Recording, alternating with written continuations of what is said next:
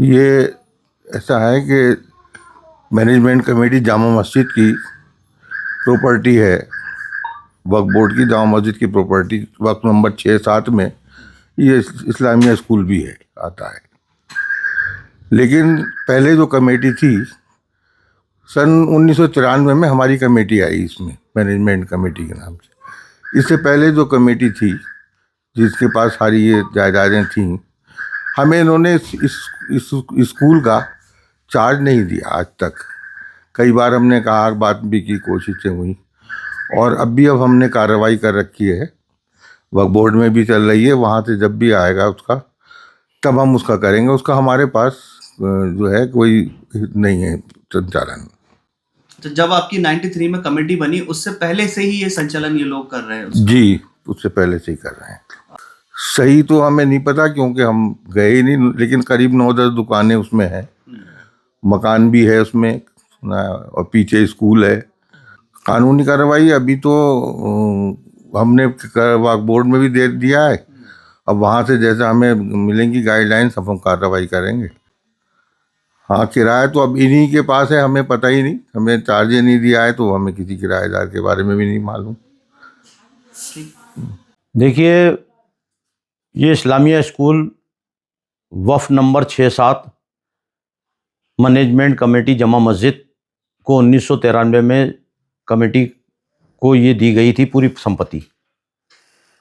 लेकिन इसमें कुछ लोगों के द्वारा कब्जा है और स्कूल को संचालित कर कुछ लोग चला रहे थे, जिसमें से कुछ की मृत्यु हो चुकी है, कुछ दुनिया से जा चुके हैं, लेकिन कुछ लोग अभी भी इसमें काबिज हैं।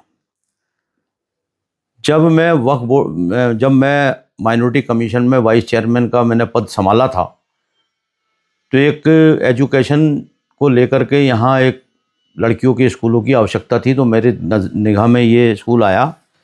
मैंने इसकी एक जांच जो है, नगर मजिस्ट्रेट उस समय प्रत्युष सिंह थे, उनको और उसके साथ साथ एक कमेटी का गठन किया, जो शिक्षा विभाग के संबंधित अधिकारी थे उसमें, और एक अधिकारी उसमें प्रशासनिक अधिकारी, एक पुलिस प्रशासन की तरफ से थे।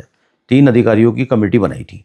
उनकी एक रिपोर्ट हमारे पास आई थी। वो रिपोर्ट ये थी कि ये स्कूल संचालित जो है, 2-3 नाम हमें बताए गए थे कि वो संचालित कर रहे हैं इस स्कूल को, और यहाँ जो दुकानें हैं, उन दुकानों का किराया लगभग वो लोग वसूल करते थे। उनको भी 10-15 वर्षों से वो किराया नहीं दिया गया, और दुकानें सप्लेटिंग भी हुई। उसमें कई लोगों का कब्जा, अनऑथराइज कब्जा भी कर रखा है कई लोगों ने, और लाखों करोड़ों रुपए की वो संपत्ति बेची, खुर्द बुर्द भी हुई, जिसकी जानकारी, उसकी पूरी रिपोर्ट मैंने वक्फ बोर्ड को दी थी।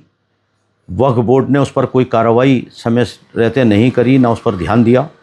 एक बार यहाँ वक्फ बोर्ड के सीईओ मोहम्मद अली साहब आए थे, उन्होंने सर्वे भी किया था, उसकी पूरी इंक्वायरी भी लेकर के आए थे। लेकिन कभी कभी वक्फ बोर्ड में बदलाव होते रहे। वक्फ बोर्ड के चेयरमैन उस समय दूसरे थे, अब दूसरे हैं, लेकिन वक्फ बोर्ड ने उस पर ध्यान नहीं दिया। अब संज्ञान में जैसे जैसे आता गया, अब अभी मैनेजमेंट कमेटी जमा मस्जिद ने उसका पूरा ब्यौरा जो है वक्फ बोर्ड को प्रस्तुत किया है।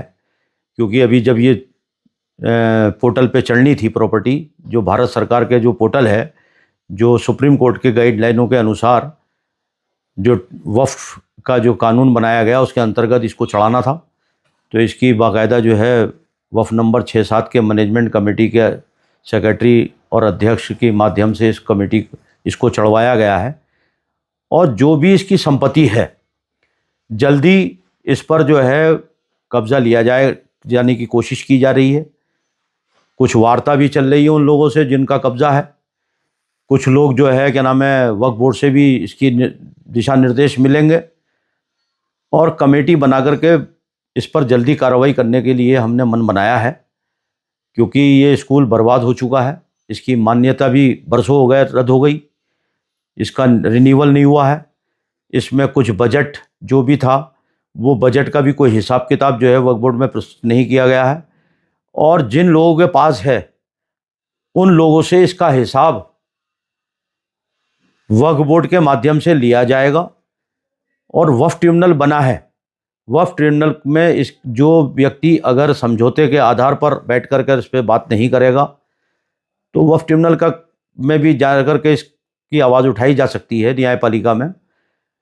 और जो कानून बना है अब, उस कानून के अंतर्गत स्कूल को जो है उन लोगों से कब्जा लेकर के स्कूल की जो भी कार्रवाई हो सकती है, जो भी स्कूल का उद्धार हो सकता है, उसका प्रयास हमारे द्वारा किया जाएगा।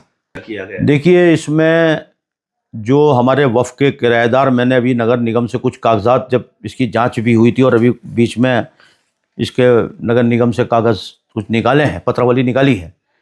उस पत्रावली में जो हमारी दुकानें थी उसमें जो किराएदार थे, कुछ किराएदार तो अभी मौजूद हैं, उनकी पुश्ताने, उनके बच्चे उसको चला रहे हैं, संचालित कर रहे हैं, कुछ की मृत्यु हो गई है, कुछ दुकानदार उसमें बेच करके चले गए हैं। और नगर निगम का जो हिस्सा होगा बाहर का अतिक्रमण का, तो नगर निगम अपने अतिक्रमण को साफ करेगी, लेकिन दुकानें हमारी हैं, वहाँ दुकानें वफ़ नंबर 6-7 की संपत्ति की हैं। ये नगर निगम के दस्तावेज़ों में भी दर्ज है और बाकायदा इसका पूरा गजट नोटिफिकेशन है और इसकी सारी पत्रावली है।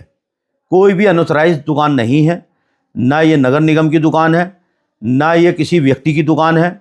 इस पर जो है किराएदारी थी, कुछ समय पूर्व ये पुराने जो काबिज हैं इनको किराया देते थे, लेकिन ये सुनने में आया अब इनको भी किराया नहीं देते हैं ये लोग।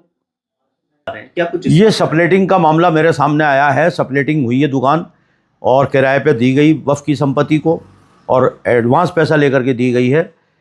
जिस व्यक्ति ने पैसा लिया है उसके खिलाफ हमने सारी रिपोर्ट बना करके हम वक्फ बोर्ड को भेज रहे हैं और वक्फ बोर्ड से अनुमति आने के बाद इसका हम कार्रवाई करेंगे। इस पर कार्रवाई जो है वो पहले तो हम ये कोशिश कर रहे हैं कि दूसरी पक्ष से भी बात करें, क्योंकि ऐसा है दूसरा पक्ष इतना कमज़ोर है कि वो कोई कार्रवाई नहीं कर पाया, तो उसको कब्जा दे देना चाहिए मैनेजमेंट कमेटी को।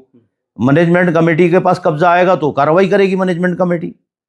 देखिए, जब जमा मस्जिद ने के मैनेजमेंट कमेटी ने कब्जा लिया था, कमेटी बनी थी, तो एक पत्र जो है वक्फ बोर्ड को लिखा गया था और वो पत्र ये लिखा गया था कि इसका कब्जा दिलाया जाए।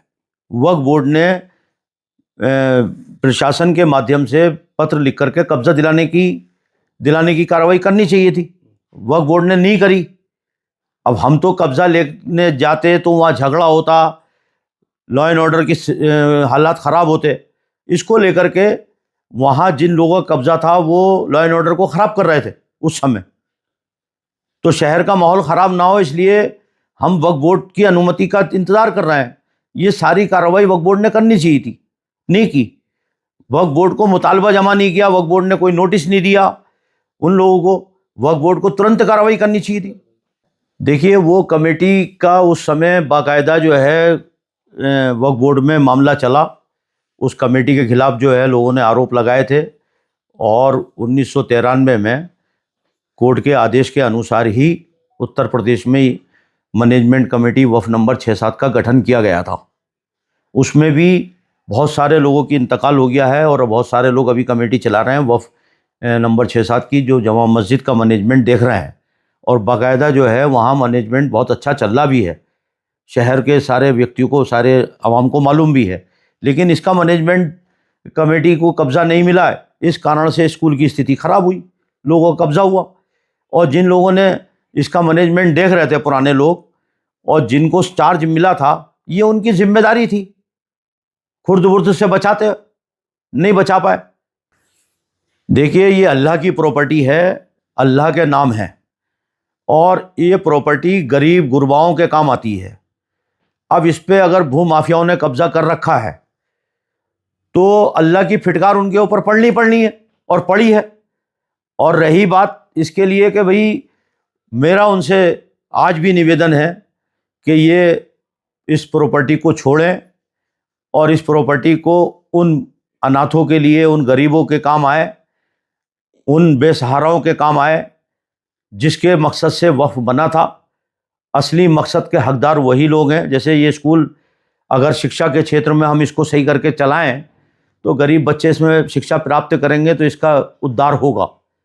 दूसरी चीज़, जो वक्फ प्रॉपर्टियों पर कब्जे कर रहे हैं वो प्रॉपर्टियों पर खाली हो, वो प्रॉपर्टियों की आमदनी वक्फ के शिक्षा के क्षेत्र में, स्वास्थ्य के क्षेत्र में, गरीब कल्याणकारी योजनाओं के क्षेत्र में उसका काम, उस संपत्तियों का अर्निंग का पैसा जो लगे, कब्जे खाली होने चाहिए।